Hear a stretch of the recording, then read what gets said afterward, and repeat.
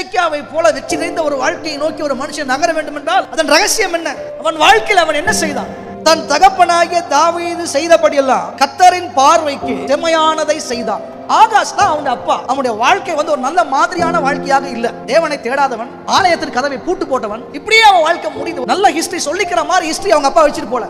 ஆனா 25 வயசுல ஒரு வாலிப வயதுல ஒரு பையன் ராஜா வாங்குறான். அந்த பையனுடைய மனசுக்குள்ள என்ன தோணுனா, எங்க அப்பாவும் எங்க தாத்தாவும் எனக்கு நல்ல ஹிஸ்டரி வைக்கனாலும் நல்ல சரித்திரத்தை வைக்கனாலும் அவங்க கர்த்தருக்கு எப்படியோ விருப்பம் இல்லாம வாழ்ந்தாலும் அவங்க வாழ்க்கையை அவங்க எப்படியோ முடிச்சாலும் நான் எப்படியோ முடிக்க போறதில்ல.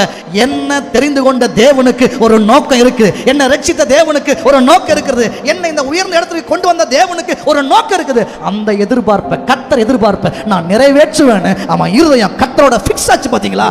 அன்றையிலிருந்து அவன் வாழ்க்கையில ஒரு ஜெயத்தை கர்த்தர் கொடுக்க வல்லவராக இருந்தார். இந்த காலத்துல என் இருதயம் கர்த்தரோடு செம்மைப்பட்டிருக்கிறது, ஃபிக்ஸா இருக்குதுன்றதை உறுதிப்படுத்தினா செய்கிற எல்லாவற்றையும் வாய்க்க செய்ய வல்லவராக இருக்கிறார்.